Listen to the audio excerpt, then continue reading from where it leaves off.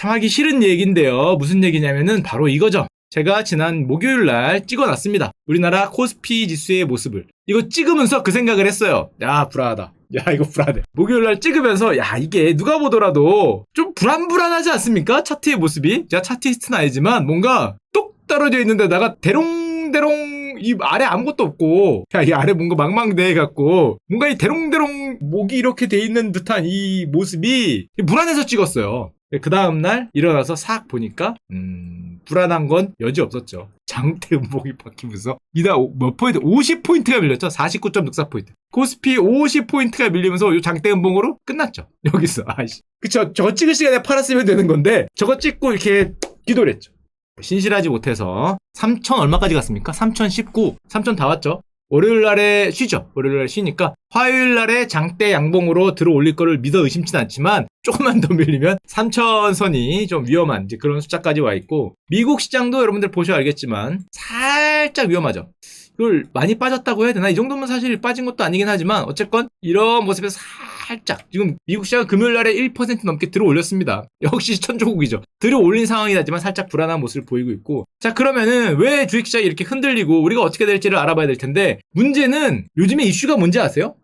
이슈가 많은 게 이슈예요. 아니 뭐 이리 이슈가 많어? 이걸 하나의 주제로 설명할 수가 없어요. 잠깐만, 주제가 여러 개야. 주제가 여러분들 지금 여러 개 나오잖아. 막 헝다 나오고 미국 부도 나오고 금리 나오죠. 디폴트 가스 전력난, 뭐 중국 부동산도 나왔고요. 뭐 나옵니까 또? 미국 예산 문제, 에너지 문제, 뭐 이슈가 많아요. 막 복잡하게 섞여 있어. 그래서 일단 하나씩 빨리빨리 정리를 해보면, 미국 예산안 이슈, 미국부터 가보면 통과되지 않으면 연방정부가 셧다운한다. 바이든 대통령이 임시 예산안에 서명을 해서 셧다운은 몸에 났다라는 뉴스가 있는데, 예산안 이슈가 이게 뭐냐? 당연하겠지만 미국 정부 예산이 이만큼인데 그거 통과를 못하면은 연방정부의 공무원들 월급 못 줘서 연방정부 공무원들이 출근을 안 한다든지 셧다운, 한마디로 셔터 내린다는 건데, 이게 옛날에 우리는 한번 봤어요. 언제 봤냐면 트럼프 아저씨가 무려 셧다운을 엄청 길게 했어요. 3주 했을걸요? 역사상 가장 길게 했어요. 트럼프 시대 셧다운. 왜 셧다운을 그때 했었냐? 얼마 안 됐죠. 2019년이니까. 그때 길게 했었던 이유가 있었어요. 멕시코 장벽 설치한다고. 미국하고 멕시코하고 막는 그 장벽을 할 텐데, 이 장벽을 하려고 돈을 달라 그러니까 의회가 미친 짓 하지 마라. 멕시코하고 미국 그 장벽 그 긴데다가 언제 그 장벽 쳐? 제발 그런 짓 하지 마라 그랬는데 트럼프는 한다 그랬죠.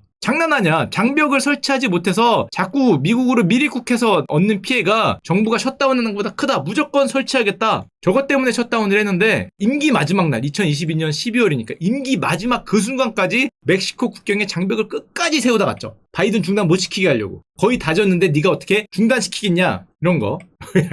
와, 이거 몇 킬로입니까? 수백 킬로미터 넘는 이거를 가서 장벽을 짓는다고 그 돈 달라 그러니까 미친 짓 하지 마라 그랬는데, 끝까지 짓다가 요즘에 결론이 어떻게 났냐? 바이든 형이 결국 취소 내지 재검토. 트럼프 국경장벽 건설계약 취소. 결국 짓다 말았어요. 야, 이제 이왕 지을 거 다 짓던가. 빵꾸가 나 있어. 개구멍도 아니고 어딘 짓고 어딘 안 짓고 듬성듬성 됐습니다. 현재는 재검토 중이에요. 어떻게 되는 게 아니라 못 짓겠죠. 하여튼 결론적으로 미국 정부의 셧다운 예산안과 주식시장의 관계가 어떻게 되냐? 일반적으로 뭐라고 얘기하냐면 별 관계 없다. 왜? 아니, 생각을 해봐. 어차피 공무원들 복귀시킬 거 아니야. 아무리 대통령이고 아무리 의회고 떠나서 공무원들 셧다운했다고 복귀 안 시킬 수 있어? 복귀시켜야 될 거 아니야. 어차피 그게 뭐 며칠이냐의 문제죠. 야, 공무원 월급 안 줘봐요. 3주만 안 주면 정권 바뀔걸? 정권 바뀌겠지. 탄핵이지, 탄핵. 그거 뭐 니들끼리 싸우느라고 며칠 뭐 안 주고 이거는 이해하는데, 그것이 무급 있어요, 무급. 이거 몇백만 명 뭐 이렇게 무급하면 정권 바뀌지. 그렇기 때문에 이걸 걱정을 안 해요, 별로 주식시장이. 뭐 지들끼리 그래 정치적 문제 아니냐. 보면 해당 소식에 주가지수는 크게 반응하지 않았다. 셧다운은 뭐 그치 어차피 복귀시킬 거 아니냐 이런 얘기를 하는 거고. 그러면 이거는 미국 부채한도 이슈가 있습니다. 부채한도하고 예산안이 다르냐? 다르죠. 부채한도는 뭐냐? 미국 부도의 날. 이게 무슨 말이냐? 옐런 누나가 그랬죠. 10월 18일 날 너희들이 돈을 더 주지 않으면 아메리카가 부도 낸다. 디폴트 선언하겠다는 거죠. 부채 한도를 상향하거나 유예하지 않으면 비상조치가 소진될 거다. 갖고 있는 현금 다 날아갈 거다. 미국채 이자, 미국채 원금 못 갚겠다라고 디폴트를 선언한다고 얘기를 하는 건데, 저건 다르죠. 아까 전에 연방정부 예산안하고 다른 건데, 무슨 말인지 너무 쉽지만 기업도 마찬가지고 개인도 마찬가지고 정부도 마찬가지고 예산이 있으면 예산에 맞춰 지출해야 되는데, 지금 미국은 지출을 이만큼 했다는 거죠. 그래서 예산보다 큰 이만큼을 우리는 빚으로 썼어. 채권을 발행해서. 그렇기 때문에 이거를 지금 갚아야 돼. 그러니까 돈을 더 찍게 허락을 해달라. 이게 부채 한도인데 빚을 질 수 있는 한도가 있죠. 그게 얼마냐면은 22조 300억 달러니까 대충 얼마입니까? 미국 정부가 질 수 있는 빚이 2경 6천조 원. 그런데 부족하다는 거죠. 2경 6천조 원으로 안 돼. 우린 지금 더 썼거든? 더 썼으니까 부채 한도 늘려. 우리 돈 갚게, 빚 갚게. 아니, 미국 정부의 현 부채 한도가 2경 6천조 원입니다. 여기였어, 여기. 2019년에 정했으니까 여기까지 그렇게 빨리 안 가겠지를 생각했는데 코로나가 터진 다음에 미쳤죠. 미쳐서 이걸 폭발적으로 들려 올리니까 지금은 3경 3천조 원이에요. 이미 빚이. 그러니까 저 부채 한도를 키워야 내가 더 쓸게 이게 아니라 나는 이미 썼어. 나는 이미 썼는데 갚아야 되니까 늘려달라는 거죠. 아니 이게 순서가 바뀌었잖아. 마이너스 통장 한도를 늘린 다음에 긁어야지. 긁은 다음에 한도 늘려달라는 거잖아요. 바뀌었어요. 순서가 바뀌었. 이미 썼어요. 그러니까 이미 질렀거든. 이미 할부 긁었어요. 이미 뭐 몇 억짜리 스포츠카 질러놓고 늘려주지 않으면은 나는 디폴트다 배를 째라 뭐 그리고 있는 거고 똑같은데 신나게 긁을 때는 신나게 긁더니 마이너스 나니까 한도 늘려달라. 이게 말이 되냐? 이미 다 써놓고 늘려달라고 하는 게 어딨냐? 한도 내에서 써야지. 이런 얘기를 하는 거죠. 그랬더니 실제로 뭐라고 대답하냐면 이렇게 대답합니다. 안 늘려주면 어쩔 건데? 이건 무슨 말이냐? 만약에 우린 이미 썼거든? 3경 얼마입니까? 3경 3천조를 썼어요. 더 쓴 거죠. 니가 안 늘려주면 니가 죽는다는 거죠. 여러분의 통장이 녹을 거다. 왜 이렇게 얘기하니까 옐런 누나가 미국이 디폴트하면 역사적 금융위기가 터질 거다. 돈은 자기들이 써놓고 야씨 왜 역사적 네가 터져야지 왜 우리 보고 터진다 그래. 역사적 금위가 닥칠 거기 때문에 부채 한도를 올려라. 죽기 싫으면 올리란 거죠. 이거는 아까 연방정부 셧다운하고 다르다. 연방정부는 뭐 주식장이 반응을 안 했지. 옛날에 2011년도에 여러 번 배를 쬐어요. 배를 여러 번 쬐는데 그중에서 가장 크게 쬐다가 미국이 신용등급을 강등당하거든요. 그때 트리플 A에서 더블 A 플러스로 옛날에 말씀드렸지만 그때 니들 주식시장 봤지? 어떻게 됐는지? 코스피가 23%가 날라갔고 이때입니다. 2011년. 여기서 고점 대비 23%가 날라갔고 우리가 배를 짠 다음에 6일 만에 코스피가 17%가 날라갔어요. 이때 던지느라고 하루 거래대금이 13조를 넘겼는데 이거 지금도 안 깨졌을걸? 깨졌는지 모르겠어요. 하여튼 무지막지한 폭락이 있었으니까 봤냐 말이야. 나를 죽이고 싶으면 죽여도 되는데 그럼 네가 죽어. 이런 얘기를 하는 거죠. 미국 정부는 세계 최대 채무자죠. 그럼 이 빚이 가능한 이유는 뭐냐? 당연하겠지만 미국은 빚을 갚는다. 돈이 어딨어? 돈이 어딨긴. 얘네 돈이 어딨어요? 미국은 3경 4천조 원이 있을까? 없죠? 야, 없죠. 저게 있을 리가 없지. 뭐 어딘가 있을지 몰라도. 저게 지금 현금으로 있을 리가 없잖아요. 그럼 이 빚을 어떻게 갚아? 뭐 어떻게 갚아?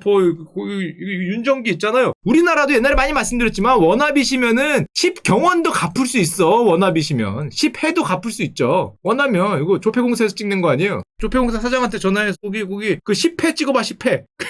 공 늘리는 거야. 뭐 지폐 하나에다가 뭐 공 계속 쓰면 몇 개 쓰면 될까요? 그러면 계속 쓰고 있어. 내가 멈춰할 때까지 이러면 계속 하면 되는 거 아니에요? 이렇게 하다가 원 하면 갚는 거니까. 우리나라도 원하면은 뭐 무제한인데 미국은 달러를 찍잖아요. 미국 정부의 부채인 3경 4천조 원은 당연히 달러 빚이죠. 무서울 게 없지. 아이고 뭐 30경도 하겠다 30경도. 무서울 게 없으니까 우리는 무조건 갚을 수 있다. 왜냐? 내가 찍으니까. 막강한 신용이기 때문에 미국에 대한 신용 한마디로 달러를 찍을 수 있다는 달러에 대한 신용. 미국이 빚을 갚지 못한다면 달러 표시 빚이니까 우리는 무조건 갚아. 걱정하지 마.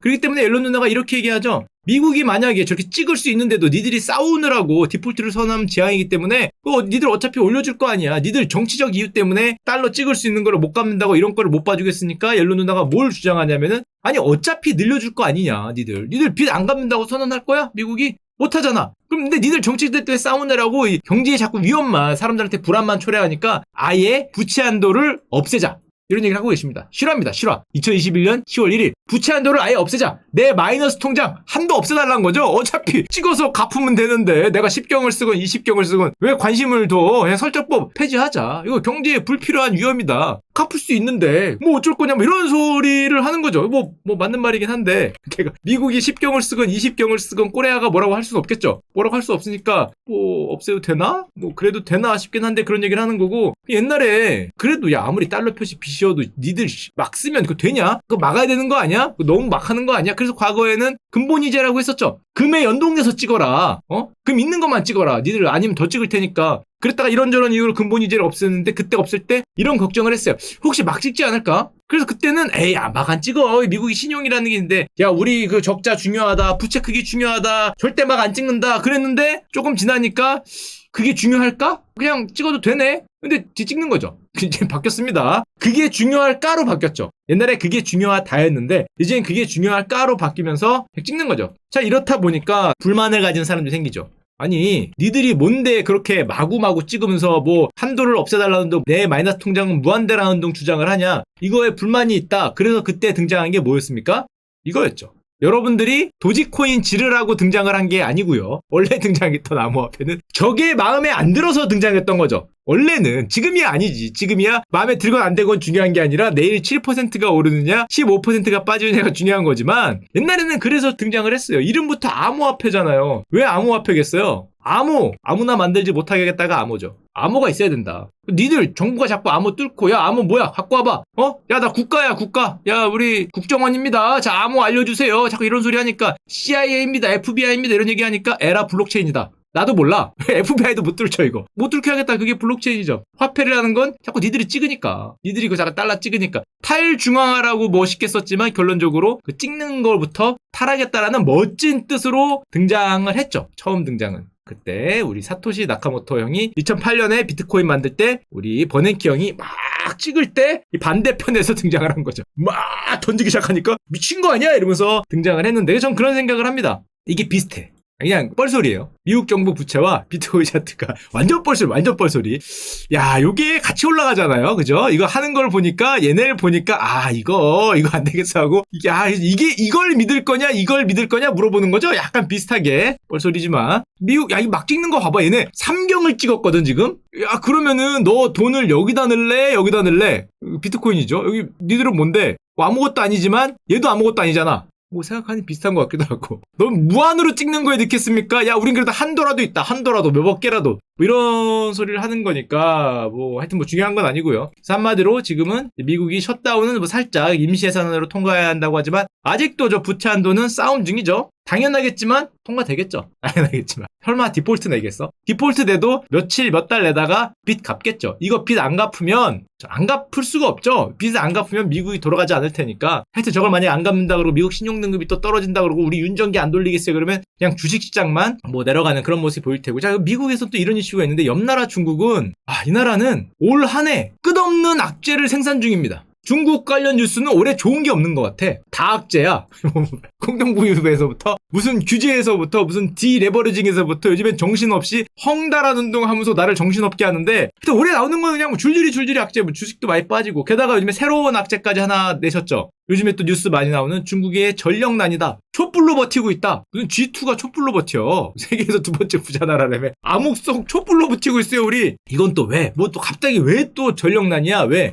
뭐 실제 농담인가 보면 뉴스를 보면 실제 같습니다. 정전으로 도로 신호등이 꺼지고 있다. 엘리베이터에 갇혔는데 정전 때문에 문이 안 열리더라. 뭐 극심한 전력난 탓에 광동선 등 20개 지역에서 전력 공급을 배급제로 하고 있다. 사실은 이 중국만의 문제는 아니죠. 얼마 전에 지난번인가 지지난 시간에 슈커리가 나왔지만 유럽 전기료도 뭐 바람이 안 분다는 둥, 뭐 LNG 천연가스가 오른다는 둥, 러시아가 꼭지를 잠근다는 둥 이러면서 유럽 전기료도 엄청 올랐잖아요. 막 2배, 4배 막 이렇게 올랐는데 이게 그때 나온 주제에서 빨리 지나가면은 이 친환경, 탈석탄, 뭐 탄소제로 우리가 친환경으로 가니까 일단 쉬운 걸 버리는 거잖아요. 가장 싼 거. 그냥 땅 캐면 나오는 석탄 이런 걸로 하지 말고 조금 어려운 뭐 재생에너지 이런 걸 써 새로운 길로 간다. 패러다임이 변화한다는 건데 그 패러다임을 변화하니까 과거의 나를 버리고 새로운 거를 올드를 버리고 뉴를 틱해야 되는데 올드가 아무래도 쉬운 거기 때문에 뉴로 가는 걸 비용이 든다라고 볼 수 있는데 지금 유럽에서는 일단 전력난이 심해지니까 천연가스에 대한 보조금을 연장하는 친환경적으로 보면 조금 문제가 있지만 일단 급하니까 저러고 있고 그럼 중국도 그런 거냐? 중국도 이런 거죠. 중국도 이런 건데 여기는 문제가 더 있어요. 친환경을 가장 열심히 추진하던 나라가 중국이거든요. 근데 이 나라는 친환경을 추구하면서도 석탄 회력 발전의 비중이 거의 60%입니다. 유럽은 지난번에 보여드렸지만 신재생에너지 비중이 이 정도 돼요. 반대죠. 근데 중국이 여러분 잘 아시겠지만 호주하고 멱살 잡고 싸우고 있죠. 신문에 많이 나오죠. 호주산 석탄 수입을 금지했어요. 작년에. 배째라고. 호주 니들 한번 당해봐라. 우리가 석탄 수입 안 해주면 누구한테 팔래? 이런 소리 했다가 그리고 관계 단절했다가 자기 집이 타고 있죠. 지금 자기 집이 타서 저 얘기할 때부터 불안했어요. 이거 석탄 발전을 60% 한 나라가 석탄 수입을 거기서 안 하면 어디서 할까?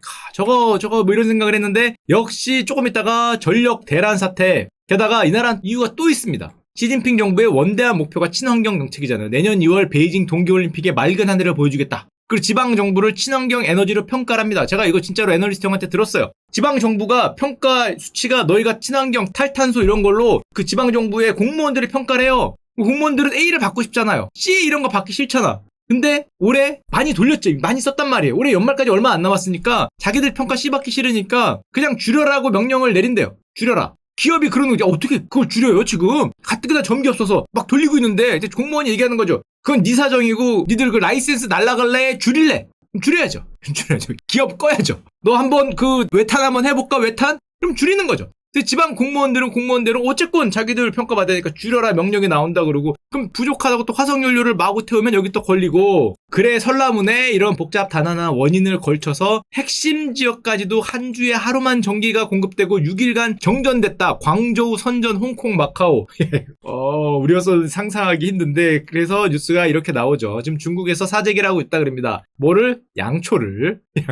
G2의 나라에서 지금 양초 사재기, 양초 보내주세요. 최악의 전력 대란이다, 뭐 패닉이다, 뭐 이런 말이 나오고 있고 발전용을 넘어서 제조업 공장까지 셧다운이 된다. 발전용 석탄 재고 2주 남았다. 뭐 이런 거 줄줄이 뉴스 나오고 있죠. 근데 문제는 전기가 안 들어와서 양초로 떼고 뭐 우리가 좀 뭐 계단으로 걸어 올라가고 에스컬레이터 못 이용하고 뭐 이런 건 좋은데 저 제조업 공장이 셧다운의 위기에 빠지면 이거는 심각한 게 이거는 나라의 성장률 전 세계의 공장이잖아요 중국이. 이거 셧다운 하겠다는 거거든요. 그럼 지금 당장 뭐 공무원 뭐 평가라는 등 뭐 친환경이 문제가 아니라 성장률이 뭐 완전히 반토막 날 수도 있으니까 결국 지난달 30일 9월 30일 날 블룸버그 통신에서 이런 뉴스가 나왔습니다. 중국 중앙정부가 친환경 뭐 다 좋은데 일단 비용과 상관없이 겨울철 공급량을 확보해라. 겨울이야. 겨울인데 요즘엔 여름은 덥고 겨울은 춥거든요. 양초로 빛은 내도 이건 할 수 없잖아요. 난방을 하기 시작하면은 전력이 필요한데 이거 셧다운되고 뭐 블랙아웃 빠지고 그럴까봐 비용과 상관없이 모르겠다 석탄 뭐 탄소가 나발이고 일단 확보해라 이런 오더가 나왔다. 보여드렸죠 그래서 지난번에. 긁어라는 거. 위로 긁어라. 야 내 돈도 아닌데 긁으라면 긁어야지. 야 여러분들 생각해봐요. 내가 펀드 매니저 앉아있는데 뒤에서 썬주가 야 긁어. 야 3전 얼마야? 75,000원? 야 10만원까지 긁어. 3전을 10만원 긁어도 돼요? 네 돈이야? 알겠습니다. 가는 거예요. 아유, 그럼 너가 제일 편해요. 3전 위로 긁어! 얼마까지요? 무슨 얼마가 중요해. 10만 주까지는 긁어! 그럼 긁는 거예요. 팔어! 그럼 파는 거지. 긁어해서 긁혔죠, 지금. 이거 미쳤어. 이거 2010년입니다. 12년치예요, 석탄 가격이. 이게 가능한 차트인가, 이런 생각이 좀 들죠. 12년치입니다, 12년.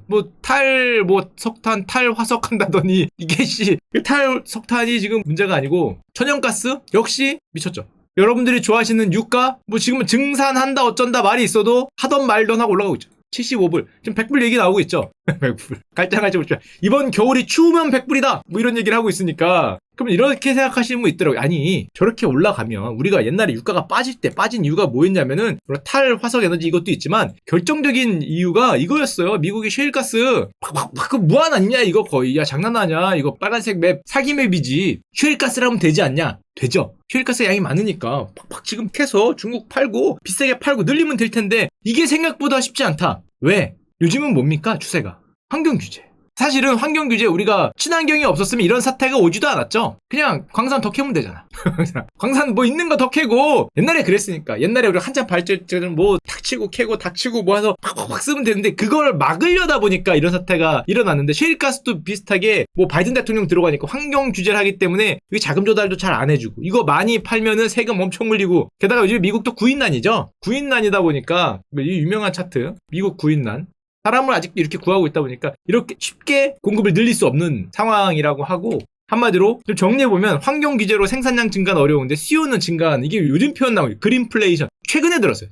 그린플레이션이라는 이제 표현이 나오면서 생산량은 억제하려고 그러고 근데 수요는 억제하지 못하잖아요. 수요는 계속 커지니까 이런 일이 펼쳐지고 있다. 그래서 한마디로 중국 공장들이 셧다운 위기에 빠져 있다. 근데 생각을 해보면 얼마 전까지 공급망 병목 현상 이런 얘기를 많이 했어요. 이게 무슨 소리냐면 코로나 때문에 확 꺾였다가 수요가 늘었잖아요. 그러니까 올해 같은 경우에 코로나 때 마이너스 냈던 것까지 한 번에 생산을 해야 돼요. 원래 요만큼씩 생산을 했는데 이때 마이너스 났으니까 이만큼에다가 평상시보다 하던 거 비해서 더 얹어 생산을 해야 되니까 근데 갑자기 공장도 코로나 때문에 다 줄여놨는데 생산을 확 늘리라 그러니까 확 못 늘어나니까 그거를 공급망 병목 현상이라고 불렀어요. 공급이 따라오지 못하는 현상. 수요는 회복했죠. 왜? 자산 가격도 늘었고 집값 오르고 주식 오르고 보조금 준다 그러고 우리 집안에만 있으니까 여행도 먹고 돈 쓸 것도 없고 그러니까 수요는 강하게 회복을 했는데 공급이 못 따라갔다. 근데 갑자기 2배를 만들라 그런다. 이런 거죠. 제조업 동향 보면은 생산을 2배를 하라 그런다가 생산이 못 따라가네. 그래서 병목이라 부르는데 그래서 사실 우리나라는 나쁘진 않았죠. 왜냐? 수출이 늘어나니까. 과거에 못한 것까지 한꺼번에 요청을 해서 수출이 늘어나는데 저기 뒤에 있는 내용은 이제 한국은행이 통화신용정책 보고서를 발표했는데 거기서 보면 미국이 어떤 상황이냐.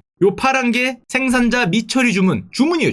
주문을 이만큼 했는데 완제품 재고 안 들어오는 거야. 재고가 바닥이에요. 다 팔고 뭐가 안 들어오는 거야. 지금 주문만 들어오는 거야. 주문만. 뭐 물건 갖고 와 근데 물건을 못 맞추는 거죠. 옛날에 이만큼 생산했던 걸 하루아침에 이만큼 늘리라니까. 그래서 우리나라도 수출이 엄청나게 잘 되면서 대한민국의 재고 판매 비율이 쭉 떨어지고 있어요. 창고에 쌓아놨던 거 파는 거죠. 제조업도 마찬가지. 우리나라 통계인데 제조업도 마찬가지로 재고가 쭉쭉쭉쭉 줄어들고 있고 야 그러면 공급을 늘리면 되잖아. 쉽진 않죠. 친환경 규제도 있고 요즘에 사람들이 돈이 많아지니까 일도 안 해. 미국의 구인난이다. 그래도 알겠어. 돈 많이 주면 되잖아. 많이 주면 되니까 어떻게든 생산을 해봐. 그래서 어떻게든 생산을 하려고 그러니까 중간에 가격이 올라가죠. 너 같은 놈이 너무 많아. 어떻게든 판매 가격이 올라가니까 어떻게든 생산을 하려는 애들이 많으니까 뭐 중간에 가격이 올라가요. 너 같은 생각 다 하잖아. 그럼 그린플레이션이라고 붙여. 아, 야, 그래도 할게. 갖고만 와. 그러니까 운임지수가 올라가죠. 그죠? 갖고만 와 그러니까 거기 갖고 가려면 운임이 이만큼 오르네. 미쳤죠? HMM이 그렇게 많은 원인이 되고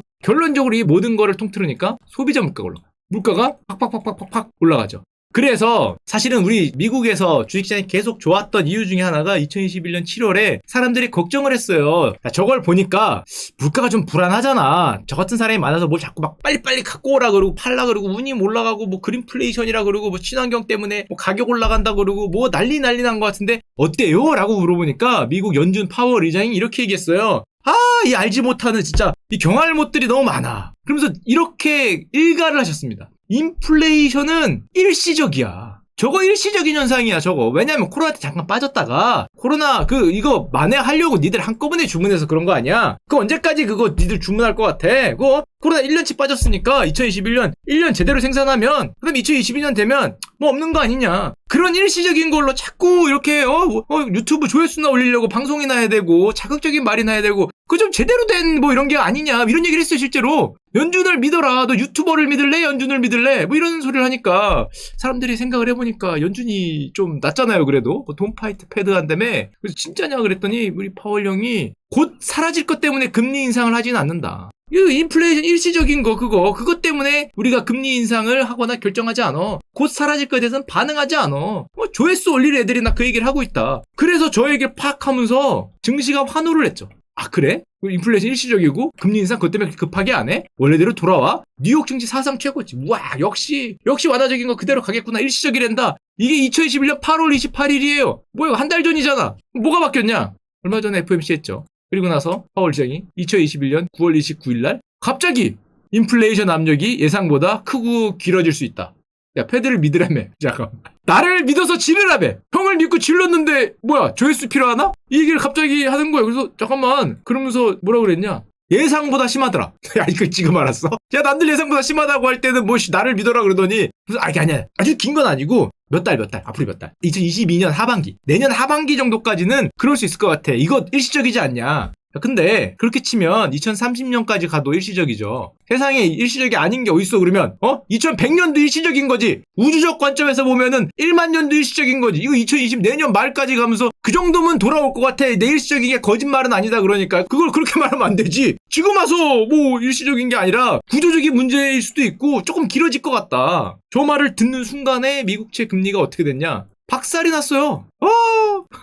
꽉 잡아 하면서 떨어진 가격이 빠지고 금리가 올라. 쫙 쟤네가 미국 인플레이션 일시적이라고 기준금리 인상 안 할 것처럼 분위기 잡더니 알고 보니 아니었다. 그래 불안했거든. 이게 금리가 조금씩 슬그머니 올랐거든요. 아무래도 이렇게 자신감을 보이는 것 같지만 혹시 저러다가 바뀌는 거 아니야 라고 생각을 했는데 알고 보니 진짜 바꿨죠. 진짜 바꾼 순간에 금리가 폭발적으로 올랐어. 이게 생각보다 많이 올랐어요. 조금 이따 보여드릴게요. 얼마나 많이 올랐는지는. 그러면서 이런 얘기를 하는 거예요. 인플레이션 완화되려면 공급의 병목 현상이 완화돼야 된다. 아까 시컨 얘기한 거. 왜 병목 현상이 일어났는지. 그걸 지금 이거 여름이 뭐 올 초부터 이런 얘기하고 있었는데 지금 얘기를 하면서 그래서 결론으로 설라문에 미안하다. 내가 공급 병목 현상을 과소평가했다. 예상보다 장기화된다. I'm sorry를 외치니까 가기 시작하는 거죠. 아, 그게 그 소리였구나. 그게 미안하다는 소리였구나 하니까 이제 우리가 가기 시작하고 있고요. 한마디로 저걸 듣는 사람들이 또 슬금슬금 마음속이 불안하죠? 뭐가 불안해요? 잠깐만, 공급 병목 현상이 좀 오래된대. 공급 쇼크가 온대. 공급이 쇼크되면 성장률이 떨어지겠네. 근데 이거 가격은 오르니까 물가는 오르겠네. 물가는 오르고 성장률이 떨어지면 잠깐만. 야, 이게 올 수 있다는 거냐? 물론 이게 온다는 말은 아니에요. 왜냐? 우리 성장률이 좋아. 아직도. 미국 성장률 좋아. 이런 얘기 하죠. 성장률 좋아. 라고 얘기를 하는데, 이 파월용을 보니까 또 한 달 뒤에 알고 보니 성장률이 조금 기대에 못 미칠 수 있다. 이런 소리 하면은 또 박살이거든? 이 스태그플레이션을 요즘에 신문기사에 많이 나오는 이유가 그럴 수밖에 없고, 사실 우리가 스태그플레이션을 경험해 본 적이 없어요. 딱 한 번 있어요. 딱 한 번 역사상 제대로 된 스태그플레이션은 오일 쇼크 때, 이때 오일 쇼크가 공급 가격 오르면서 경제가 박살났거든요. 공급발 쇼크가 사실은 이게 거의 하나인데, 이때 그러면은 우리는 해결책을 이미 알고 있지. 봤으니까. 해결을 해서 극복을 해나갔으니까. 그래서 역사를 뒤집어 보면서 어떻게 해결했나 봤더니 축구할 때 많이 등장하는 그분이 등장하죠. 뭘 어떻게 해결해? 그때 미국 금리 기준금리가 20%로 갔습니다. 기준금리를. 금리를 쫙 올렸죠. 미친놈처럼 올렸어요. 미친놈처럼. 정말 미국이 기준금리가 20%, 이게 무슨 소리냐면 은행 예금은 한 25%를 줬다는 거예요. 여러분들이 대출하려면 30% 필요하다는 시절입니다. 이게 얼마 안 됐어요, 사실은. 이렇게 올리는 걸 봤으니까 그러면은 야, 설마 저거를 반복할 리는 없겠지만 불안한 거죠. 미국 니들 대책이 저거니까 설마 기준금리 인상을 그렇게 빠르게 할까? 이제 와서 생각하니까 옛날엔 아닐 것 같았는데 빠르게 할 수도 있다는 우려가 생기는 거고, 이 둘이 또 공통적이에요. 중국은 현재 성장률이 떨어지고 인플레이션 우려라며. 그럼 이 나라는 미국은 조금 나을지 모르겠는데 성장률이 현재 좋으니까 중국이 스택으로 빠질까? 또 이런 걱정을 하는 거죠. 한쪽만 걱정을 해도 머리 아파 죽겠는데 양쪽이 지금 아까도 얘기했지만 이슈 많은 게 이슈라고 서로 이슈 만들면서 이 뭐 시너지 효과를 둘이 사귀나? 뭐 이런 생각을 하니까, 그래서 어떤 현상이 펼쳐지냐? 이런 게 펼쳐지죠. 중국 8월 수출 25% 증가했다.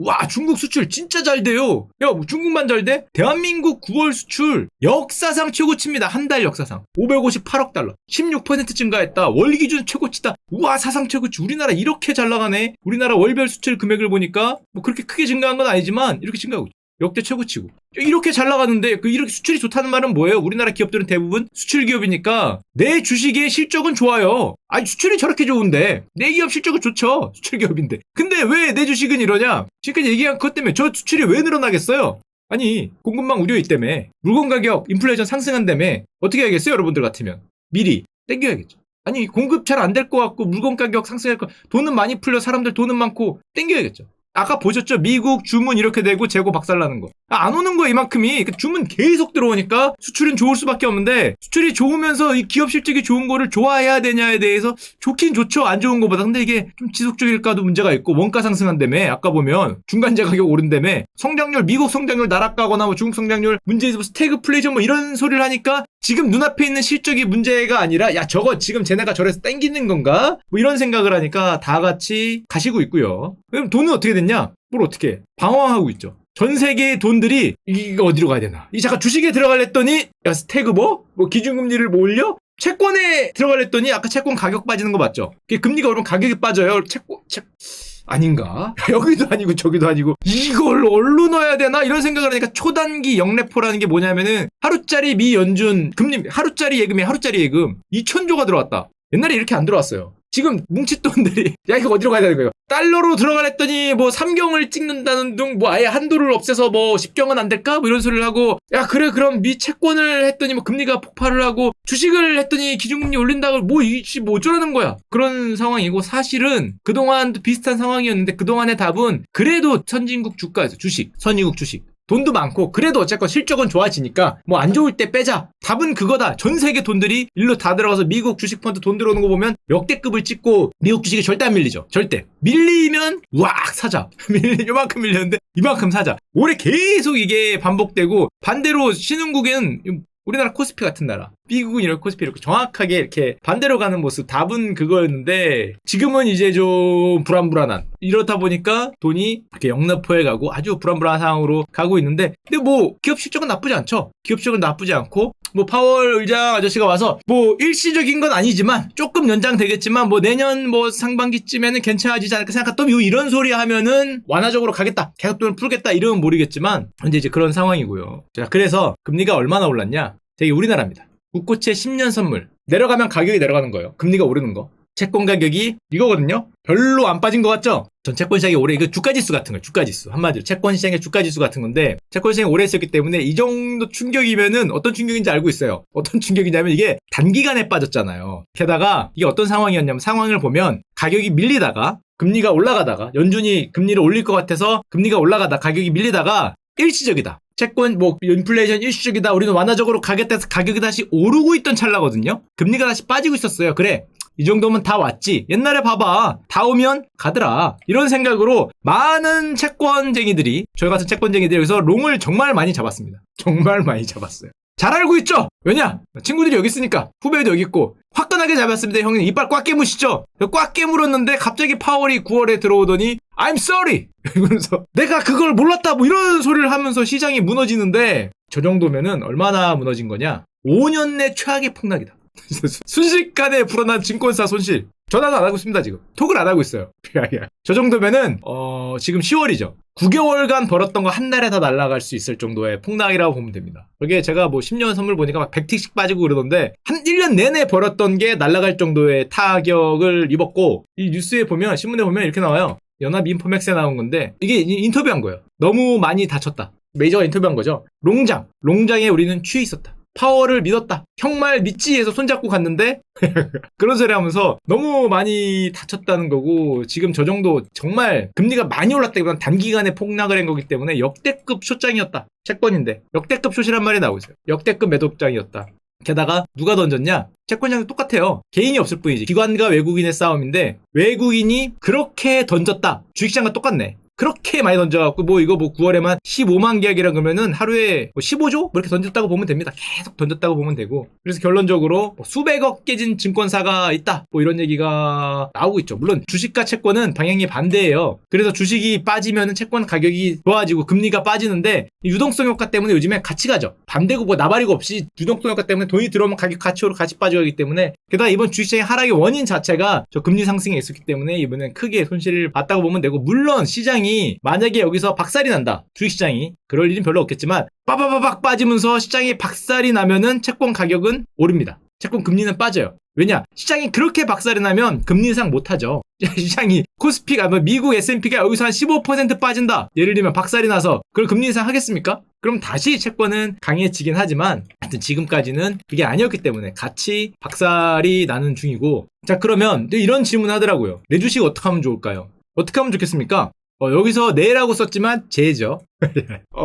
제 주식 어떻게 하면 좋을까요? 나도 물어보고 싶어요. 제 주식 어떻게 하면 좋을까요? 이러고 있잖아요. 사실 물어봤어요. 저는 아는 분들 되게 많으니까. 나름 유명한 분들을 많이 알거든요. 주식에 대해서 한 건 한다. 수백억 번 분도 많이 알고. 그래서 물어봤어요. 어떻게 하면 좋을까? 그래서 몇 분한테 공통적인 답을 받아서 그걸 살짝 말씀드리겠습니다. 자, 첫 번째 제가 생각하는 그건 저는 옛날에 펀드 매니저 할 때 이걸 많이 했으니까 자산 배분 많이 했으니까 슈커홀드에서 맨날 하는 얘기 있잖아요. 자산 배분적 관점으로 접근을 해라. 맨날 하는 얘기. 제가 하는 얘기는 예를 들면 경제학적 배운 분들은 토빈의 큐 이런 거 배웠죠. 제임스 토빈의 아저씨. 제가 이걸로 장학 퀴즈 가서 문제도 냈었죠.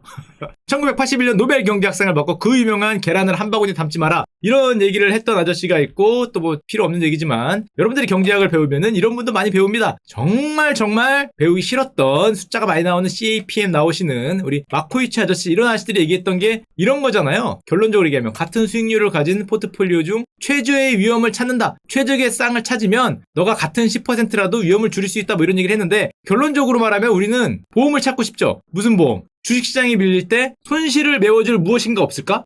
이런 보험 있으면 들고 싶잖아요. 코스피 밀리거나 네카카오 박살날 때 메워줄 있으면 보험 한 달에 5만 원 내서 그럼 이거 무조건 하겠죠. 무조건 할 텐데. 그런 게 있긴 있어요. 선물 숏이나 풋옵션 이런 거 여러분들이 좋아하는 거 밀리면 가격이 올라가는 건데 문제는 이 보험은 보험료가 비싸요. 비싼 정도가 아니라 몸통보다 비싸.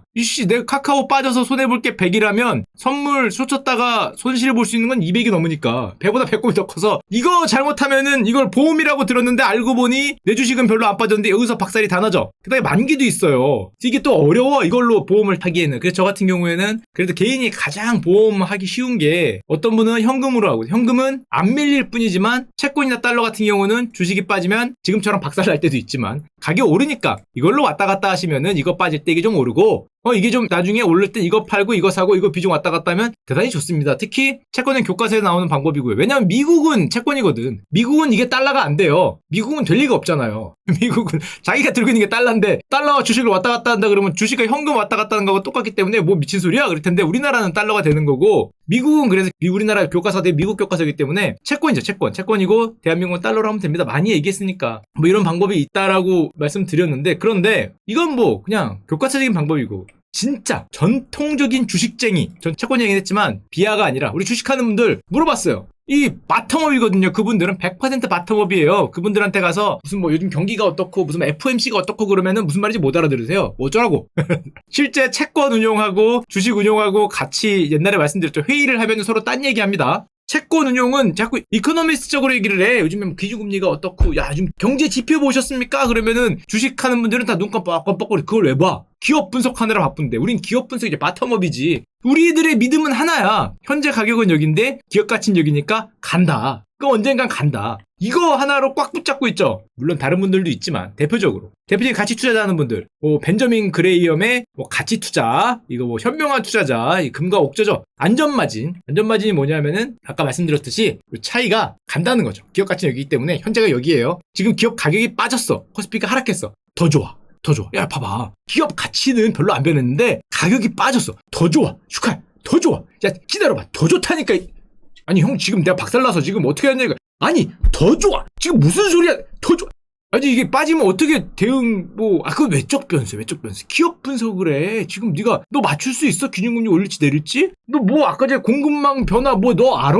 중국 가봤어? 아니 모르잖아. 파월도 몰라 그거. 기업 분석은 너도 알고 나도 알 수 있어. 이거 봐봐. 차이가 있잖아. 간다니까. 이게 안 가겠니? 뭐 몇 년 걸릴지 모르지만 가. 게다가 가격이 더 내려가. 좋아. 1시간 들었어. 1시간. 그래요? 그러면 그래도 아니 축하해. 생각을 해. 시장은 단 한 번의 예외도 없이 가격을 회복했어. 네가 산 가격이 앞으로 10년 내 고점이겠니? 종목은 그럴 수 있지. 근데 네가 그 종목을 그럴 수 있지. 그러니까 네가 그 종목 분석을 잘하면 그렇지 않겠지. 그런가? 내가 산 게 10년 내 고점 그런 종목이 몇 개. 그러니까 잘하라니까. 그걸 잘하라는 거지. 그래서 잠깐만 근데 좀 이상하잖아요. 그럼 그거 말고 뭐 없어요? 아니 잘 봐. 형이 진짜 생각해서 얘기해 주는 거다. 위대한 가격을 찾아라. 이 A가 커지는 기업 가치와 현재 가격이 지금 막 커지고 있잖아. 그동안은 이게 차이가 없어요. 그 주식이 막 오를 때는 형이 사라고 안 했는데 이제 와서 살 때이지 않냐고 뭐 좀 더 빠지면 좋겠다 이러고 있는데 왜 너는 와서 나 어떡하냐고 물어보고 있냐. 반대지 않냐. 실제로 1시간 들었습니다. 그래서 물어봤어요. 그래도 나 지금 좀 많이 물렸으니까 이거 교과서 같은 거 말고 어떻게 대응해야 돼요? 그랬더니 대응을 해야 하니? 대응해야죠. 그 다음 내용이 네가 효율적으로 대응할 수 있을까? 그거 모르겠는데요.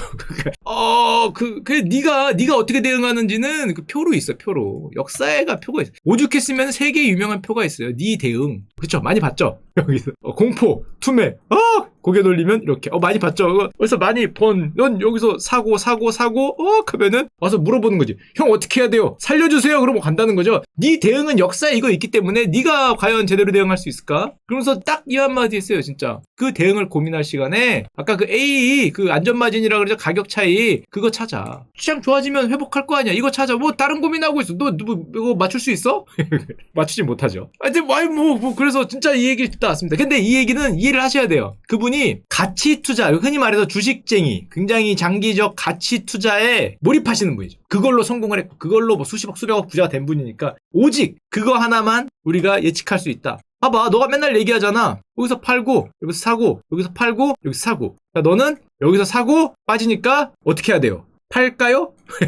반대잖아. 알죠? 더 빠질까봐 그러지. 더 빠지면 어떡할 건데? 더 빠지면 더 좋지. 기다리고 있다가. 그러니까 너가 여기서 레버러지를 쓰거나 만약에 참지 못하고 던져야 되는 그런 상황이다. 내가 내 전에 전부세기 때문에 어쩔 수 없다. 그런 상황을 만들지 않도록 노력을 해야 되는 거지. 지금까지 그럼 내가 진짜 그 말도 물어봤어요. 그러면 수백억 번 분들 많지 않습니까? 하락할 때 이거 다 맞았습니까? 몸으로? 아픈데? 그랬더니 맞았다. 그래서 예 알겠습니다 이러고 왔어요. 맞았구나 이렇게. 맞았지. 하지만 맞았지만 우리나라에서 더 좋은 A가 큰 찾아서 계속 사서 들고 있으니까 지금 봤죠? 3천 올라갔다. 그렇게 해서 다 부자 됐다. 거기서 왔다 갔다 해서 부자 된 사람도 물론 있지만 대부분의 사람들이 가치 투자적 관점에서 보면 그래서 부자가 됐다. 그러면서 팔고 싶으면 요즘에 점점 매력적인 기업이 늘어나지 않냐? 그럼 이동해라. 이거 열심히 고민해라. 라고 말씀해 주셔서 알겠습니다. 그래서 뭐 저는 모르겠고요. 주식쟁이가 아니어서 감사합니다 하고 뭐 저는 뭐 쫄보기 때문에 그냥 뭐 주식 달러 요거나 왔다 갔다 하면서 마이너스 메우고 있다가 빠지면 말씀하신 뭐 안전마진 그걸로 찾아서 이렇게 사실 생각을 하고 좀 그 말을 참 들어보면은 맞는 말씀인데 이게 범인인 저로서는 하기 쉽지 않은데 지금 이 상황이거든요. 주식시장이. 왜 여기서는 뭐 살지를 물어보더니 왜 여기 오니까 뭐 살지를 안 물어보냐. 여기서는 그렇게 달려들더니 여기 오니까 왜 던지려고 그러냐. 이거 반대 아니냐라고 얘기를 해 주시더라고요. 물론 우리는 그렇게 이제 어쩔 수 없죠. 많이 들어가고 뭐 영끌하고 이제 그러기 때문인데 그런 분들의 생각은 좀 확실히 다르더라. 뭐 이렇게 오면은 거기에 어차피 돌아온다라는 확실한 주가 지수는 돌아오지 않더라도 기업 가치가 이렇게 있으면 차이가 있으면 돌아온다라는 확실한 그 신념으로 하시는 게 아닌가 생각을 했고요. 많이 배우고 왔습니다.